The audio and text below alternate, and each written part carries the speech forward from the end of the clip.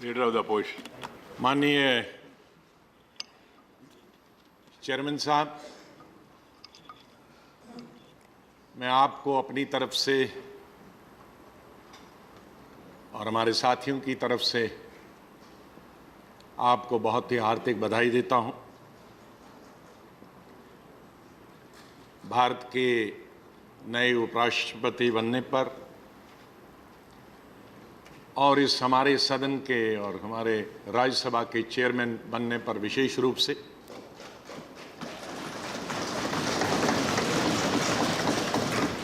आप इस सदन के लिए नए नहीं, आपने एमपी के रूप में भी, मंत्री के रूप में भी, विशेष रूप से पार्लियामेंट्री अफेयर्स मिनिस्टर जब थे तब भी प्यार से भी लड़ते भी रहे, हम झगड़ते भी रहे, लेकिन सदन से बाहर जब जाते थे तो फिर हम एग्रीमेंट भी करते थे सदन को अच्छी तरह से चलाने के लिए। आपकी जो पब्लिक लाइफ रही, मैं देख रहा था, स्टूडेंट लाइफ से लेकर यूथ ऑर्गेनाइजेशन से लेकर अपने पेरेंट पार्टी में जो आपने काम किया उसकी वजह से जो आपका नाम, और एक बार तो आप राष्ट्रीय स्तर के अपनी पार्टी के अध्यक्ष भी बने, लेकिन आप उन चंद लोगों में हैं जो नीचे से आए, जमीन से आए और ऊपर तक पहुंच गए अपनी पार्टी में भी, और आज इस उपराष्ट्रपति के पद पर भी। ये किसी भी व्यक्ति के लिए और उनके चाहने वाले लोगों के लिए, बल्कि दूसरी पार्टियों के लिए भी जो निष्ठा से काम करते हैं अपने अपने दलों में, अपने अपनी पार्टियों में। कल हम येचुरी जी की बात कर रहे थे, इसी तरह ये भी अपने स्टूडेंट कैरियर से आज अपनी पार्टी के जनरल सेक्रेटरी हैं। बहुत सारे लोग इस सदन में हैं, दोनों तरफ, तीनों चारों पांचों तरफ, जो नीचे से उठ के आज अच्छे पदों पर आए। ये हमारे लोकतंत्र की सबसे बड़ी कामयाबी कि इसमें गरीबी और अमीरी का आज सवाल नहीं है। बहुत सारे लोग आज बड़े बड़े पदों पर हैं जो शायद बड़े जिम्मेदार नहीं थे, बड़े पूंजीपति नहीं थे, उन्हीं के परिवार के लोग ज़्यादा पढ़े लिखे नहीं थे, उनको ज़्यादा अवसर नहीं मिला, लेकिन अपनी मेहनत से, अपनी लगन से वो इन पदों पर पहुंचे। लेकिन इसके पीछे एक ताकत है, उस ताकत को हमें भूलना नहीं चाहिए। वह है लोकतंत्र, वो हमारा कॉन्स्टिट्यूशन। और उस जगह हमको किसने पहुंचाया? मैं इस देश के करोड़ों मजदूरों, नौजवानों, गरीबों को सल्यूट करता हूं जिन्होंने ये संभव किया, लेकिन मैं उनको भी सल्यूट करता जो उस वक्त करोड़पति थे, जो उस वक्त पूंजीपति थे, जो बड़े बड़े जमींदार थे। मैं अगर उल्लेख करूंगा मोतीलाल नेहरू का, कितने बड़े वकील थे वो। मेरे ख्याल में आज के हिसाब से उस रुपये को अगर हम तब्दील करेंगे तो शायद 7-8 करोड़ रुपया, 10 करोड़ एक दिन का बनता। मैं गांधी जी की फैमिली बैकग्राउंड बहुत अच्छी थी,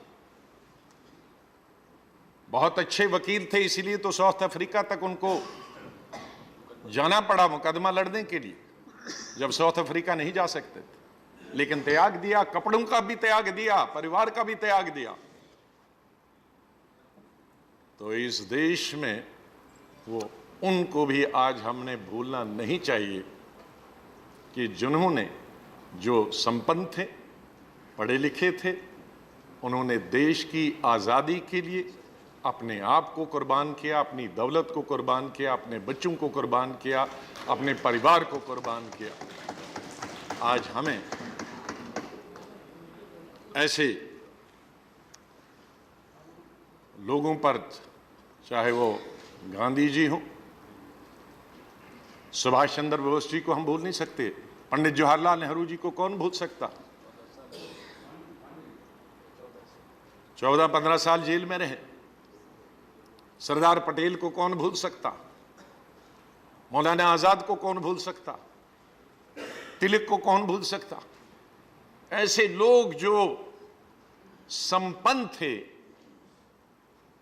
और उन्होंने देश के लिए कुर्बानी दी, सब कुछ छोड़ दिया और हमें एक ऐसा संविधान दिया कि आज हमको ये तमाम चीज़ें, आज इस देश का राष्ट्रपति, उपराष्ट्रपति, प्रधानमंत्री, जज, सुप्रीम कोर्ट जज, आर्मी जनरल कोई भी बन सकता है। मैं आज उन सबको सल्यूट करता हूँ। सर, जिंदगी में, इंसान के जीवन में वही इंसान को कई रूप धारण करना पड़ता।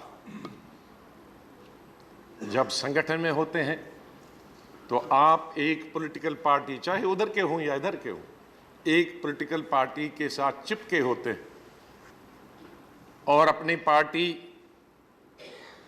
का जो व्यू पॉइंट है उसको लोगों तक पहुंचाने का पूरा प्रयास करते हैं। लेकिन जब वही आदमी, वही व्यक्ति पार्टी से हटकर मंत्रिमंडल में आ जाता है तो वो उसका बिल्कुल बदल जाता है, दृष्टिकोण बदल जाता है। उसको पार्टी का ख्याल भी रखना है, देश का भी ख्याल रखना है, विपक्ष का भी ख्याल रखना है और जो नॉन पार्टी पर्सन है उनका भी। फिर क्योंकि आपको काम करना है, आप सिर्फ पार्टी का काम नहीं कर सकते हैं या अपने पार्टी के लोगों का ही काम नहीं कर सकते हैं, आपको हर व्यक्ति का काम करना। लेकिन एक तीसरा पद है जिस पद पे आज आप बैठे हैं, इसके लिए हम मुबारकबाद देता हूं, जिसके पीछे एक तराजू है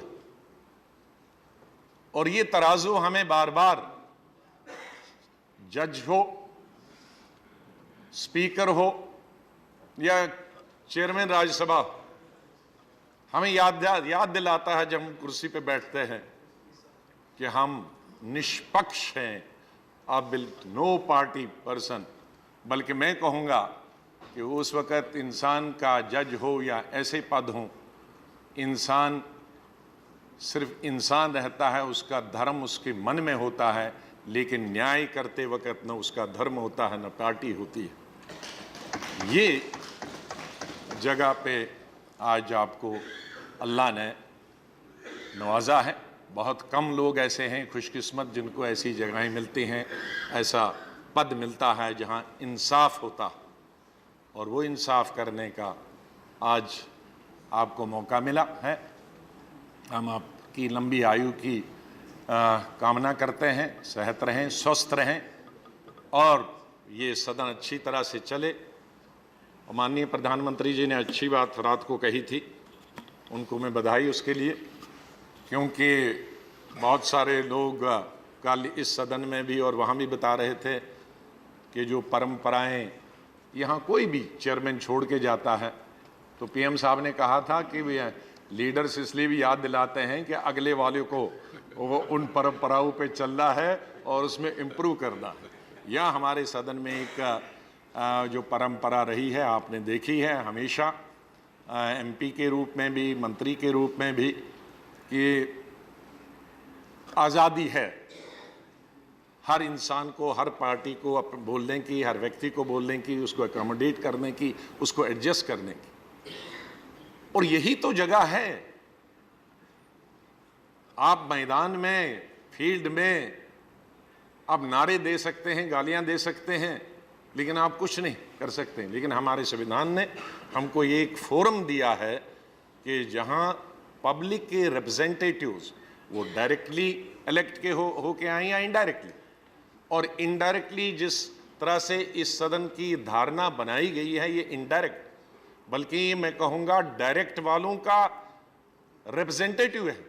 हमारे जो एमएलए चुन के आते हैं उनको देश के करोड़ों लोग चुन के भेजते हैं और वो हमें वापस यहाँ चुन के भेज देते हैं। तो हम दो लोगों को रिप्रेजेंट करते हैं, उन एमएलएज को भी रिप्रेजेंट करते हैं और उन एमएलएज को जिन करोड़ों लोगों ने चुन के दिया है उनको भी इनडायरेक्टली हम रिप्रेजेंट करते हैं। तो इस हमारे हाउस की जो जिम्मेदारी है मैं समझता हूं कि डबल है। उस हाउस की जिम्मेदारी पब्लिक की है, हमारी जिम्मेदारी पब्लिक की भी है और जो स्टेटों में लेजिस्लेचर्स हैं उनकी जिम्मेदारी है। तो इसलिए इसका जो इम्पोर्टेंस है उसको किसी तरह से कम नहीं होना चाहिए। और जो परंपरा रही है कि यहाँ डेन में कोई भी बिल पास नहीं होता है, मुझे पूरा विश्वास और भरोसा है और बल्कि मैं सभी विपक्ष की तरफ से आपसे अनुरोध करूँगा कि वो परंपरा कायम रहनी चाहिए। इसी के साथ मैं आपको एक दफ़ा बहुत भी हार्दिक बधाई देना हूँ। बहुत बहुत धन्यवाद।